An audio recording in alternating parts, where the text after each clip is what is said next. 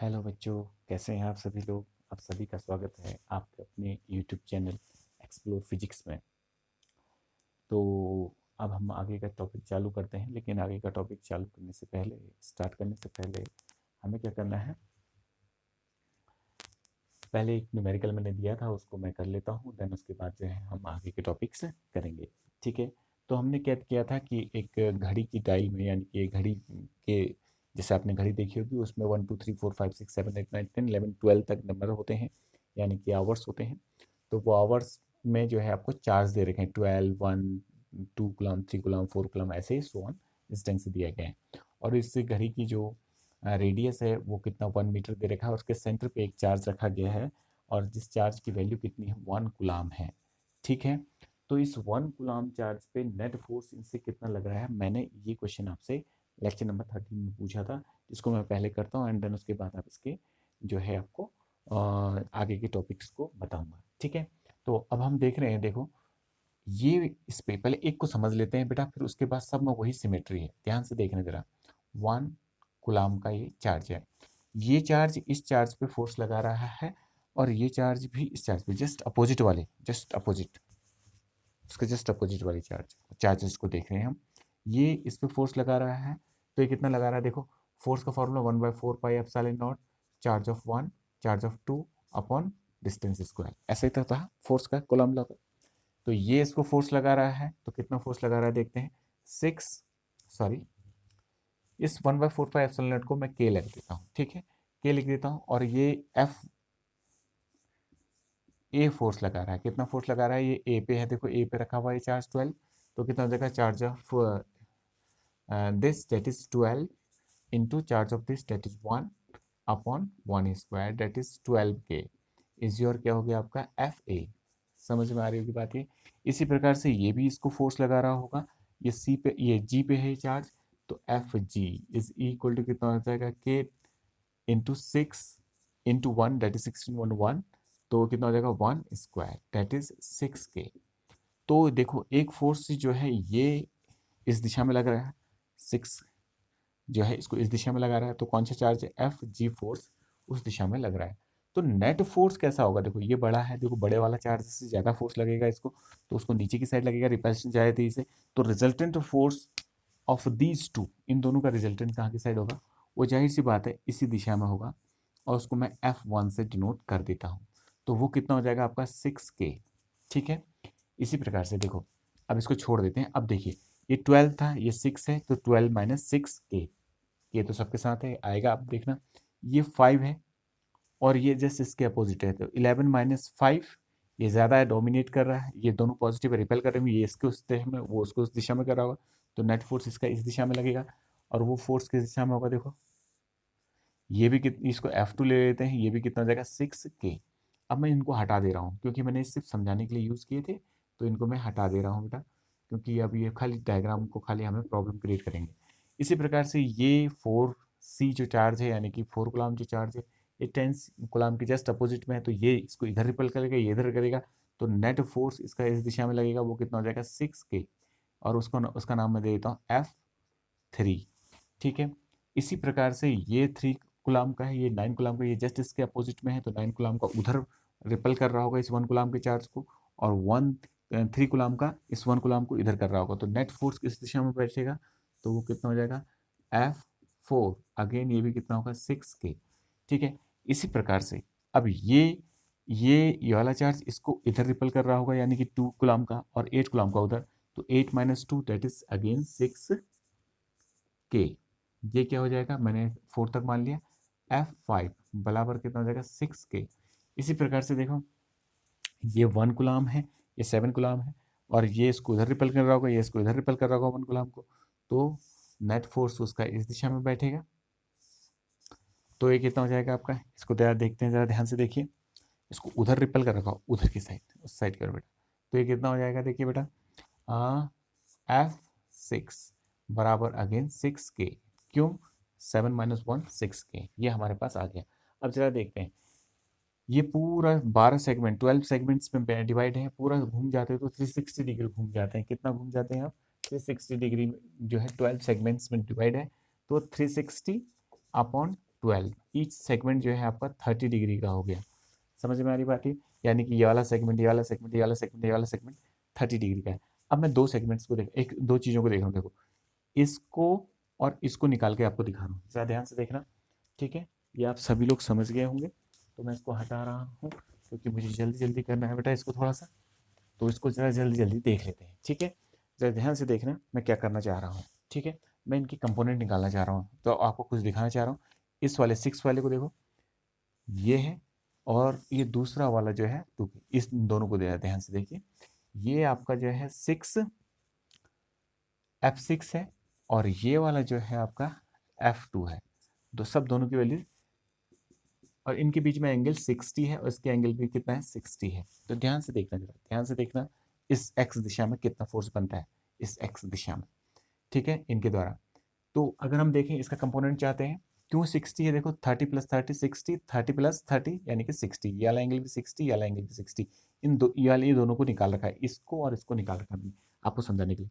इसका कंपोनेंट चाहिए तो इस पर परपेंडिकुलर डाल दीजिए, तो मुझे ये वाला कंपोनेंट चाहिए, लेट इट बी एक्स, तो एक्स अपॉन नोन ये कितना है, एफ एक्स, F6 है, F6 इज इक्वल टू कितना हो जाएगा, कॉस 60, और x इज इक्वल टू कितना हो जाएगा, एफ एक्स, F6 कितना दे रखा है, F6 ध्यान से देखिए कितना दे रखा है आपको, 6K, तो 6K कॉस 60 ये आ गया। इसी प्रकार से इसका वर्टिकल कंपोनेंट निकालोगे तो कितना हो जाएगा, दिस अपॉन दिस। मेरे प्रीवियस लेक्चर में देखना कैसे मैंने कंपोनेंट निकाले थे। तो ये कितना हो जाएगा आपका, ये कितना हो जाएगा, 6K साइन 60 डिग्री, ये हो जाएगा। इसी प्रकार से इसका निकालेंगे, इस पर परपेंडिकुलर डालेंगे, तो यहाँ देखो इसके द्वारा, पहले वाले के द्वारा इस साइड का कितना आ रहा है, 6K कॉस 60 आ रहा है इसके द्वारा, और इसके द्वारा इधर पे कितना आ रहा है, वो भी कितना आएगा, 6K कॉस 60 डिग्री, ये आ गया। और इसका जो वर्टिकल कंपोनेंट क्या होगा, दिस अपॉन दिस, यानी कितना हो जाएगा, 6K साइन 60 डिग्री। यानी कि इन दोनों फोर्सेस के वर्टिकल कंपोनेंट एक दूसरे को कैंसिल कर रहे हैं। देखो इक्वल भी है, 6K sine 60, 6K sine 60, these two are cancel out. तो जो एक्स एक्सिस में इस दिशा में जो कंट्रीब्यूशन हो रहा है फोर्स का, वो कितना हो रहा है, उसको मैं अलग से लिख ले रहा हूँ। यहाँ पे देखो, यहाँ पे लिख रहा हूँ कितना हो रहा है, 6K कॉस 60, 6K कॉस 60, यानी कि 6K कॉस 60 का 2 टाइम्स, यानी कि ये वाला और ये वाला पोर्शन मैंने सॉल्व कर दिया। ध्यान से देखना, ठीक है। अब आगे देखते हैं। अब इन दोनों फोर्सेस को देखो, दिस इसको जरा ध्यान से देखो, ये और ये इनके बीच में एंगल 30 है। कैसे है देखो जरा, ये एक सेगमेंट है, ये एक सेगमेंट है, ये प्रत्येक सेगमेंट 30 डिग्री का है, मैंने अभी आपको दिखाया था। तो ये है आपका F5, और ये वाला कितना है, F3, दोनों कितने की वैल्यू है, F3। तो इसका इस दिशा में कंपोनेंट निकालेंगे, जब यहाँ पे 60 था तो कितना आया था, 6K कॉस 60 आया था, तो यहाँ पे कितना आ जाएगा, 6K कॉस 30। उसी ढंग से हम कंपोनेंट निकाल रहे हैं, और इसका जो आएगा कंपोनेंट वो भी इसी दिशा में होगा, तो वो कितना होगा, 6K कॉस 60, ठीक है। तो दोनों एक ही दिशा में है तो ऐड अप हो जाएंगे। तो अगेन एक और एक्स्ट्रा वो मिला हमको, तो कितना मिला, 2 × 6K, यानी कि दिस प्लस दिस, यानी कि 2 times of 6K cos 30 degree, ये में हमें मिल गया। लेकिन इनके वर्टिकल कंपोनेंट को देखो, इस वाले को, दिस अपॉन दिस, यानी कितना हो जाएगा, 6K साइन 30, और इसका भी वर्टिकल यानी कि इस वाले का 6K साइन 30, ये both are equal and opposite, तो ये दोनों का एक दूसरे को क्या कर देंगे, कैंसिल आउट कर देंगे। यानी कि ये वाला फोर्स भी अब आपका फिनिश हो गया। अपने ब्रेन में फील करते हुए चलो कि ये खत्म हो गया। और ये तो ऑटोमेटिकली इस दिशा में है, एक्स दिशा में। तो net force in the x direction कितना हो जाएगा, F x, which is equal to कितना हो जाएगा, ये कितना है, 6K, यानी कि F4 6K प्लस 12K, इसको लिख रहा हूँ, कॉस 60, ठीक है, प्लस 12K कॉस 30, ये हो गया। और वाई दिशा में कौन सा है, देखो ये बचा हुआ है, इसका कोई कंपोनेंट नहीं है क्योंकि खुद ही परपेंडिकुलर है। परपेंडिकुलर ड्रॉ कैसे करोगे कंपोनेंट निकालने के लिए, एक्स दिशा में, तो ये खुद ही परपेंडिकुलर है, तो कितना हो जाएगा, वाई दिशा में कितना है आपका, 6K। तो रिजल्टेंट फोर्स कितना हो जाएगा, रिजल्टेंट फोर्स F निकालना है, इन वेक्टर नोटेशन अगर लिखना है तो कितना होगा, एफ एक्स आई कैप ये किस दिशा में, देखो आई की दिशा में आ रहा है, F x positive direction of x दिशा में आ रहा है, पूरे के पूरे उसी दिशा में कंपोनेंट निकले थे, प्लस एफ वाई जे कैप, लेकिन जे नेगेटिव है, देखो नीचे वाई की नेगेटिव दिशा में, तो इसको अगर यहाँ पे एफ एक्स की वैल्यू रख दो, यहाँ पे इसकी वैल्यू रख दो, एफ एक्स की वैल्यू ये है आपकी, तो इसको यहाँ पे रख देंगे तो कितना हो जाएगा 6k plus 12k 6 cos 60 plus 12k cos 30, ये कितना हो जाएगा आपका आई कैप, प्लस कितना हो जाएगा, सॉरी माइनस हो जाएगा, देखो इससे मल्टीप्लाई होगा तो माइनस कितना हो जाएगा आपका 6k जे कैप। अगर इसका आपको मैग्नीट्यूड चाहिए तो मैग्नीट्यूड चाहिए तो देखो मैग्नीट्यूड आप खुद निकाल लेना, तो मैग्नीट्यूड कैसे निकलेगा, एफ कितना हो जाएगा, देखो मॉड ऑफ, मॉड लेना पड़ेगा इसका, यानी कि इसमें इसके छोटे फॉर्म में दिखा दे रहा हूँ, एफ एक्स का स्क्वायर प्लस एफ वाई का स्क्वायर। आपको सारी चीज़ें पता है, कॉस 60 की वैल्यू 1/2 होती है, कॉस 30 की वैल्यू कितनी होती है, कॉस 30 की वैल्यू कितनी होती है आपकी √3/2, और के की value 1/4πε0 which is equal to 3 × 10⁹। इन सारी वैल्यूज को रखोगे तो सॉल्व हो जाएगा, बड़े आसानी से इसमें वैल्यूज रख दीजिए, आपको इसकी वैल्यू प्राप्त हो जाएगी। ठीक है, अगर इसकी डायरेक्शन चाहिए तो दिस अपॉन दिस कर दीजिए, यानी कि यह this value upon this value कर देंगे तो tan थीटा निकल जाएगा, जो इसकी दिशा को दे देगा। फिलहाल अभी हमें इसको उतना नहीं देखना है, तो एक बार इसको फिर ट्राई करना, अगर दोबारा अगर आपको पूछना है तो प्लीज़ आप कमेंट करें और मुझे बताएं। ठीक है, जिसको ये समझ में नहीं आया तो प्लीज़ मुझे बताएं, तो मैं अभी आगे के टॉपिक को जो है क्लियर कर रहा हूँ, तो सभी लोग देखिए कि आगे का टॉपिक क्या है। ठीक है, तो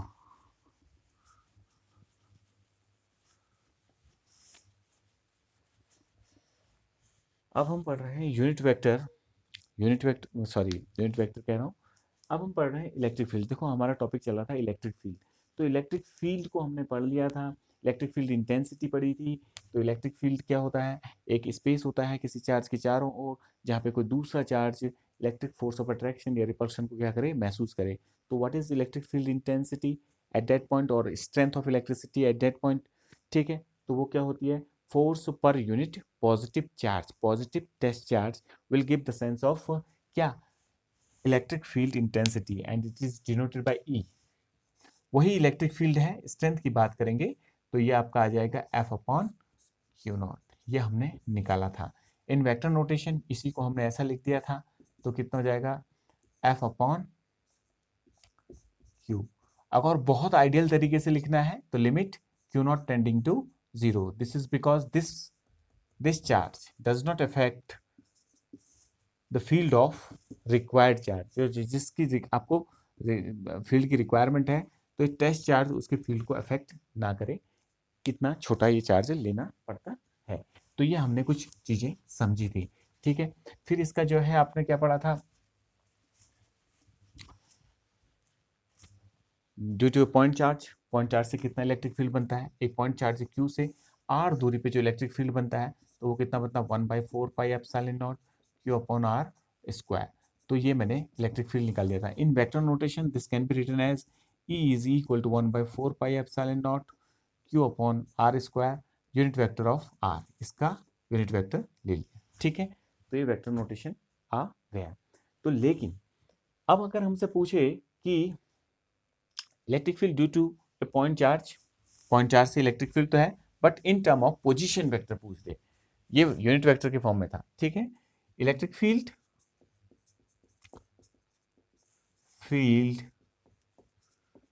due to a point charge in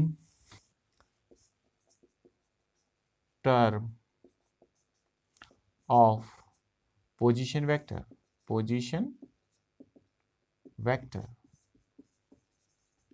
तो उसके लिए फिर एक डायग्राम का हम ड्रॉ करते हैं। ये एक डायग्राम मैंने ड्रॉ कर दिया, और यहाँ पे एक चार्ज है जिसका मुझे जो है क्या चाहिए, इसका हमें क्या चाहिए, फील्ड चाहिए इन टर्म ऑफ पोजीशन वेक्टर।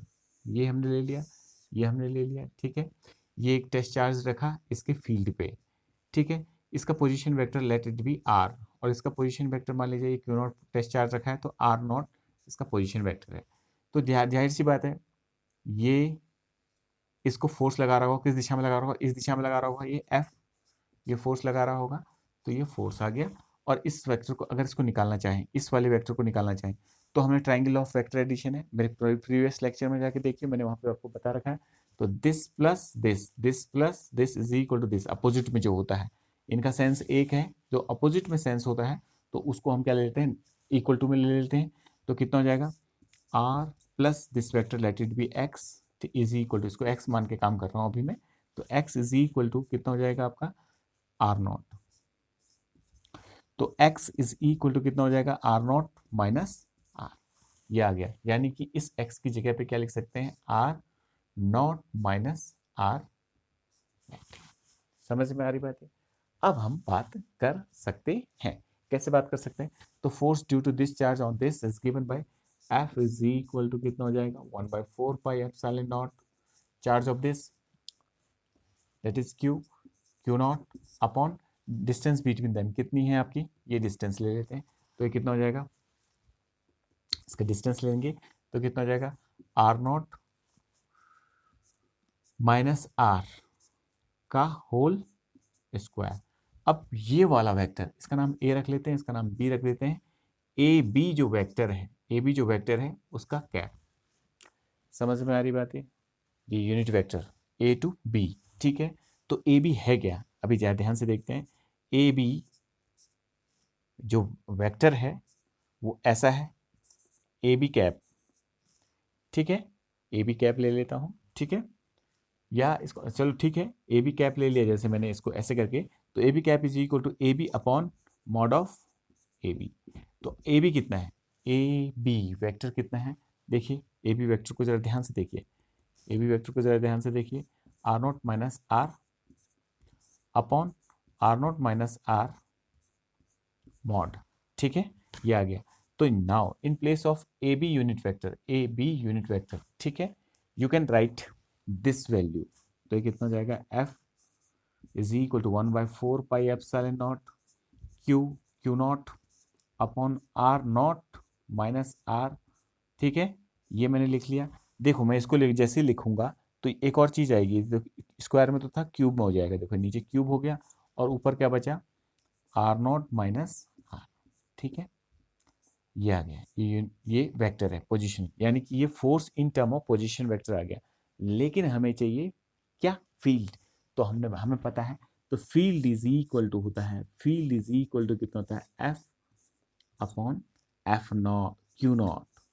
तो जैसे एफ की वैल्यू रखूंगा, देखो ये वाली वैल्यू उठा के यहाँ पे रखूंगा, तो क्या बचेगा आपका, ध्यान से देखिए, ये क्यू नॉट कैंसिल हो जाएगा, बाकी जो बचा है वो उसको लिख लेते हैं, मैं यहीं पे कट कर ले रहा हूँ ब्रेन में इसको। तो कितना हो जाएगा, क्यू अपॉन कितना हो जाएगा, R nought minus R cube, और हो जाएगा आर नॉट माइनस आर, आ गया। This is the value of electric field due to a point charge in term of position vector. तो पोजीशन वेक्टर के टर्म में कैसे निकालते हैं ये हमने पढ़ा, और मेरे प्रीवियस लेक्चर को देखो, आपको ज़्यादा आइडिया मिलेगा, काम करने के लिए थोड़ा ज़्यादा मतलब जो है ईजीनेस फील करेंगे। तो प्लीज़ जो है आप उनको देखें, तो आपको ही फायदा होगा, तो प्लीज़ देखने का प्रयास करिए, ठीक है। अब यहाँ पे ज़रा ध्यान से देखिए, मैं कुछ प्रॉपर्टीज़ बताता हूँ, देन फिर मैं इसी टॉपिक में दोबारा आता हूँ। तो लिखिए, इसमें हमारा जो नया टॉपिक है, properties of electric line of force, यानी कि इलेक्ट्रिक फील्ड की ही प्रॉपर्टीज हैं, जिसको अब लाइन ऑफ फोर्स क्यों कहा जाता है, बिकॉज ये जब चार्ज जो है इस फील्ड में रखा जाता है तो किसी एक पर्टिकुलर लाइन पे चल रहा होता है, तो इसका ऐसा माना जाता है कि उसमें से कुछ इमेजिनरी लाइंस बाहर निकल रही हैं, दैट्स वाई जो है उसको इलेक्ट्रिक लाइन ऑफ फोर्स भी कहा जाता है। तो सबसे पहले पढ़ते हैं इलेक्ट्रिक लाइन ऑफ फोर्स किसे कहते हैं। Electric line of force, electric line of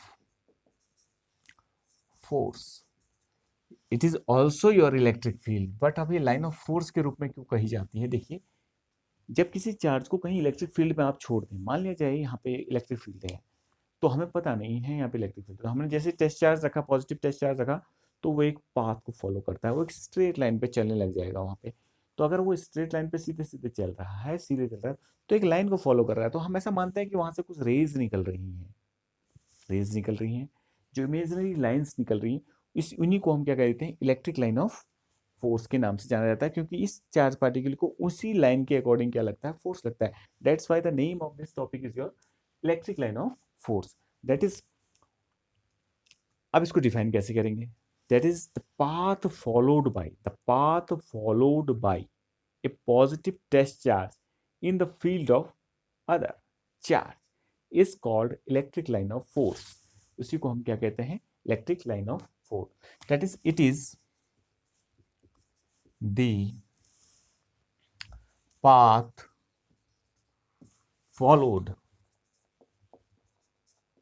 followed by, किसके द्वारा, path followed by positive test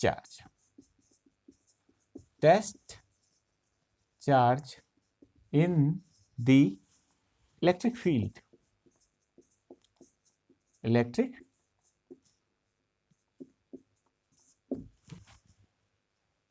अब ये पॉजिटिव टेस्ट चार्ज जो पथ को का अनुसरण करेगा, यानी कि उसी को फॉलो करता हुआ चलेगा, उसी को हम उसको जब क्या बोलते हैं, इलेक्ट्रिक लाइन ऑफ फोर्स के नाम से जानते हैं। अब ध्यान से सुनना, अगर देखो ये जैसे एक चार्ज है, टेस्ट चार्ज है, let it be a test charge, ठीक है, एक टेस्ट चार्ज है। अगर ये जो है इस ढंग से चल रहा है, देखो ऐसे करके जा रहा है, एक पॉइंट चार्ज मान लेना, जस्ट एक पॉइंट चार्ज इमेजिन कर लेना आप यहाँ पे। तो जैसे ये टेस्ट चार्ज है, ये ऐसे करके फॉलो करते हुए जा रहा है, ठीक है, इस ढंग से जा रहा है। एक मिनट है सर, मान लिया जाए, देखो एक छोटा सा टुकड़ा है, क्योंकि आपको थोड़ा सा फील नहीं आ रहा होगा वैसा, तो एक मैंने पॉइंट ले लिया, ये एक चौक ले ली। तो मान लिया जाए ये चौक एक टेस्ट चार्ज है, और यहाँ फील्ड लाइन है, हमें पता नहीं उसकी दिशा क्या है, because electric field your vector quantity, तो हमें पता नहीं। हमने एक पॉजिटिव टेस्ट चार्ज को जैसे रखा, वो ऐसे करके जाने लगा। इसका मतलब आप अपने दिमाग से खुद सोचो लॉजिकली, ये इधर जा रहा है, ये पॉजिटिव है, इसका मतलब यहाँ जो चार्ज रहा होगा वो पॉजिटिव रहा होगा, जिसका फील्ड ऐसे निकल रहा है। इसलिए हम कहते हैं कि पॉजिटिव चार्ज से इलेक्ट्रिक फील्ड लाइन बाहर की ओर निकलती है। क्यों, देखो फिर सोचो, फिर सोचते हैं। जैसे मान लिया जाए ये चार्ज है, ये क्या है आपका, टेस्ट चार्ज है, यहाँ फील्ड लाइन रही होंगी, हमें नहीं मालूम किस दिशा में, लेकिन इसको क्या हुआ, इस दिशा में, इस लाइन में चलने लगा, ये चार्ज ऐसे करके चलने लगा, ठीक है। तो ऐसा कब हुआ होगा, ये पॉजिटिव टेस्ट चार्ज क्यों नॉट है, ठीक है।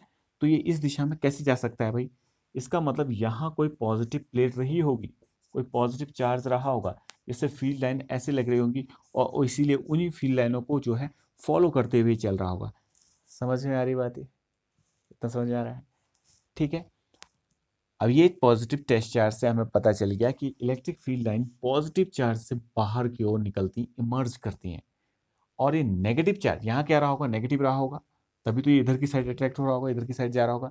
ये पॉजिटिव चार्ज है, तो यहाँ की साइड क्यों जा रहा होगा, यहाँ जरूर कुछ नेगेटिव जैसा रहा होगा, तभी तो उधर की साइड जा रहा होगा। तो इसका मतलब ये नेगेटिव के अंदर क्या करती हैं, जाती हैं, ठीक है। अब इसको पढ़ते हैं प्रॉपर्टीज में, ठीक है।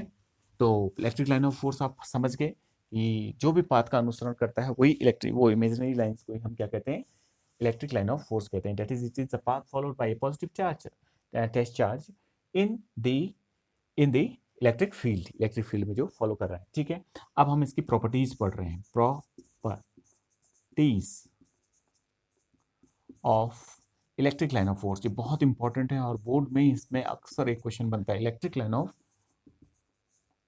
Of forces. तो इसकी क्या प्रॉपर्टीज हैं, ठीक है।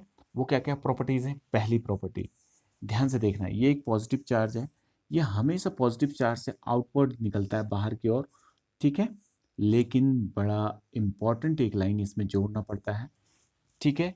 इसकी सतह से हमेशा परपेंडिकुलरली आउटवर्ड होता है, emerges out perpendicularly from the surface of a positive charge while it goes inward perpendicular to its surface in a negative charge। Negative charge में इनवर्ट आप ऐसे नहीं कर सकते। देखो मान लीजिए एक सरफेस दे रखी है, देखिए ध्यान से देखना, ये बहुत मेजर मिस्टेक करता है बच्चा। जैसे ये पॉजिटिव चार्ज है, तो इससे परपेंडिकुलरली ऐसे निकलेंगे, आप ऐसे मनमर्जी से इलेक्ट्रिक लाइन ऑफ फोर्स नहीं निकाल सकते, ऐसे करके नहीं निकाल सकते, ऐसे करके नहीं निकाल सकते।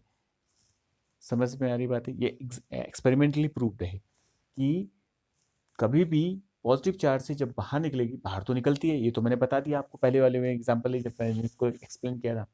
तो लेकिन ये जो है सरफेस से परपेंडिकुलरली बाहर निकलेंगे, आप ऐसे निकलेंगे, ये रॉन्ग है। जैसे कोई भी सरफेस दे रखी है, जैसे मान लीजिए पॉजिटिव चार्ज है, ये कोई पॉजिटिव चार्ज है, तो आप ऐसे नहीं निकाल सकते इससे, ऐसे मन मर्जी से, ऐसे ऐसे कुछ भी, तो हमेशा कैसे निकलेंगी, जैसे ये सरफेस है तो हमेशा ये पॉजिटिव चार्ज है, ठीक है, तो इससे हमेशा ऐसे परपेंडिकुलरली बाहर निकलेंगी। समझ में आ रही बात ये सभी को? इतना सभी को क्लियर हो गया होगा मेरे हिसाब से, ठीक है। तो पहली प्रॉपर्टी क्या है? First property is your that. आपकी क्या प्रॉपर्टी है? Electric line of force always emerges out perpendicularly from a positive charge while goes inward perpendicularly in a negative charge। Negative charge के अंदर होती है, अंदर की ओर जाती है, ठीक है।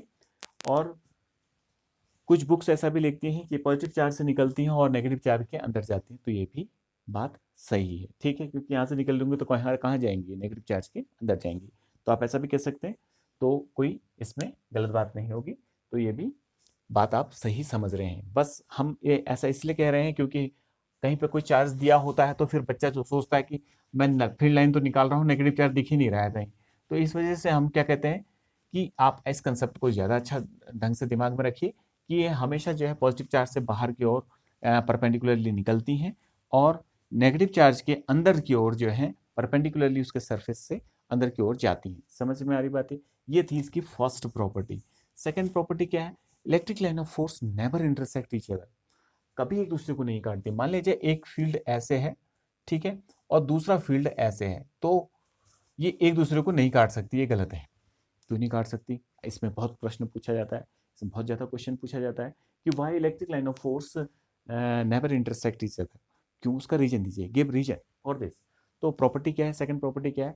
Electric line of force never intersect each other because if they intersect each other, यदि वो काट दें, जैसे कि यहाँ पे मैंने दिखा रखा है, एक इलेक्ट्रिक लाइन ऑफ फोर्स ये है, इलेक्ट्रिक लाइन ऑफ फोर्स है, लेट इसकी वैल्यू E1 है, इसकी वैल्यू E2 है, कुछ भी हो, हमें क्या लेना, ये कट कट कर रही है, ठीक है। तो इस point of at point of intersection two tangents are form. ये देखो एक टेंजेंट ये बनी हुई है, ये, और एक टेंजेंट ये बनी हुई है, ये T1 और ये T2 टेंजेंट बनी है, and tangent give the direction of the curve at that particular point. एक यहाँ पे दो टेंजेंट बन गई, one tangent is your in this direction and another tangent is your in this direction, and these two tangent gives the direction of electric field at a single point. एक single point पे दे रही है, and gives two direction of electric field at a single point, ऐसा कहना ज्यादा उचित होगा। यानी कि the tangent at point of intersection gives two direction of electric field at a single point which is impossible, जो कि असंभव बात है। कैसे कहने का मतलब क्या है कि हम ये कह रहे हैं कि अगर वो काटती हैं तो काटने वाली जगह पे, जिस जगह पे वो इंटरसेक्ट कर रही हैं, उस जगह पे दो टेंजेंट ड्रॉ होंगे जो कि एक सिंगल पॉइंट पे दो दिशाओं को दिखाएंगी, दो डायरेक्शंस को शो करेंगी। और दो दिशाओं को अगर सिंगल दिशा पे दिखा, एक सिंगल पॉइंट पे दिखा रही है, तो ये एक गलत बात है। क्यों है गलत बात? आप एक टाइम में एक ही दिशा में को इंडिकेट कर सकते हैं। जैसे मैं अभी आप लोगों से बात कर रहा हूँ, तो मैं एट ए टाइम मेरी आंख की दिशा जो है सिर्फ एक दिशा में है। अगर मैं इधर करता हूँ तो मेरी दिशा बदल जाती है, इधर करता हूँ, यानी कि एट ए टाइम मैं एक ही दिशा में रहूंगा। आप कहीं भी चलेंगे तो एक ही दिशा में रहेंगे। तो इसलिए हम ऐसा कह रहे हैं कि ऐसा हो रहा है। तो हम क्या कहेंगे कि सेकंड प्रॉपर्टी को क्या कहेंगे? Electric line of force never intersect each other because if they intersect, then at the point of intersection two tangents are formed which give two direction of electric field at a single point, ठीक है, which is impossible, जो कि असंभव बात है, ठीक है। Eight ए time किसी भी चीज की किसी पर्टिकुलर एक ही दिशा में आप देख सकते हैं, एक ही दिशा में आप काम कर सकते हैं, एक ही दिशा में आप चल सकते हैं, तो इसीलिए दो दिशाएं संभव नहीं है। तीसरी, वैसे तो उसकी बहुत सारी प्रॉपर्टी हैं, बट वो सब मतलब उतनी वो नहीं है कि मतलब उनको डिस्कस किया जा सके। तो थर्ड प्रॉपर्टी है, वो भी बहुत इंपॉर्टेंट है। तो थर्ड प्रॉपर्टी है, दे do not form loop. Electric line of force not form loop, ना, नॉट फॉर्म्स लूप, लूप का निर्माण नहीं करती, यानी कि क्लोज वो नहीं बनाती। अब क्यों नहीं बनाती? ये बहुत ही इंपॉर्टेंट है, इससे बहुत अच्छे अच्छे क्वेश्चन पूछ सकते हैं। इसलिए नहीं बनाती कि क्योंकि जो है चार्ज जो है आइसोलेट रह सकते हैं, यानी कि पॉजिटिव नेगेटिव अलग अलग रह सकते हैं। पॉजिटिव चार्ज और नेगेटिव चार्ज आइसोलेटेड रह सकते हैं, यानी कि तरह रह सकते हैं ये, ठीक है। इसलिए लूप का निर्माण नहीं करती है। अब देखिए ऐसा क्यों कहा गया, बिकॉज ध्यान से देखिए, एक मैग्नेट जो है मोनोपोल में नहीं रह सकता, नॉर्थ और साउथ पोल है, तो ये नॉर्थ, आप इसको मैग्नेट को काट दोगे तो फिर ये नॉर्थ पोल और साउथ पोल अलग से इसमें बन जाएगा ऑटोमेटिकली, ठीक है। इसमें मोनोपोल एग्जिस्ट नहीं करता। तो इसमें जो फील्ड लाइन निकलती है, मैग्नेटिक फील्ड लाइन निकलती है, ऐसे करके वो लूप का फॉर्मेशन करती है। उसका कारण क्या है, क्योंकि जिस जगह से निकलती है फिर दूसरी जगह से अंदर इंसर्ट कर जाती है। लेकिन ये सिंगल सिंगल एग्जिस्ट कर सकते हैं, तो इसलिए लूप का निर्माण नहीं कर सकते। समझ में आ रही बात है। तो ये एक बहुत ही इंपॉर्टेंट प्रॉपर्टी थी इलेक्ट्रिक लाइन ऑफ फोर्स की, जो कि आपसे ये कहती है कि electric line of force never form loop, ठीक है। ये आपको याद रखना है। This is because they can rest in isolated manner, वो रह सकती हैं किसमें, आइसोलेटेड मैनर में रह सकते हैं, because charge can be rest in isolated manner, यानी कि we can separate the charge, जैसे पॉजिटिव चार्ज को अलग कर सकते हैं, नेगेटिव चार्ज को अलग रख सकते हैं, यानी कि चार्जों को अलग अलग रखा जा सकता है। बट इसकी दूसरी तरफ जो है देखा जाए तो जो मैग्नेट है उसके आप नॉर्थ पोल को साउथ पोल से अलग नहीं कर सकते, मोनोपोल एग्जिस्ट ही नहीं करता है। तो अगर आपसे पूछा जाए कि किस प्रॉपर्टी से हम ऐसा कह सकते हैं कि जो है चार्ज को जो है हम अलग अलग रख सकते हैं, तो वो आपकी थर्ड प्रॉपर्टी है, that is they do not form loop, ठीक है। तो ये बहुत ही इंपॉर्टेंट प्रॉपर्टी थी, इसको आप याद रखेंगे। एंड नेक्स्ट टाइम हम अब इससे रिलेटेड न्यूमेरिकल्स करने की कोशिश करेंगे, और बहुत सारे न्यूमेरिकल्स अब हम इसमें करेंगे। तो आने वाले कुछ लेक्चर्स अब इलेक्ट्रिक फील्ड पे ही बनेंगे, और वो भी उसके न्यूमेरिकल्स पे। तो प्लीज़ जो है आप इसको देखते रहिए और अपने नॉलेज को इन्हेंस कीजिए। अगर आपकी कोई भी समस्या है तो उसको कमेंट बॉक्स में लिखिए और मुझे सेंड कीजिए कि सर फलानी फलानी प्रॉब्लम मुझे है, तो मैं आपकी हेल्प करूँगा।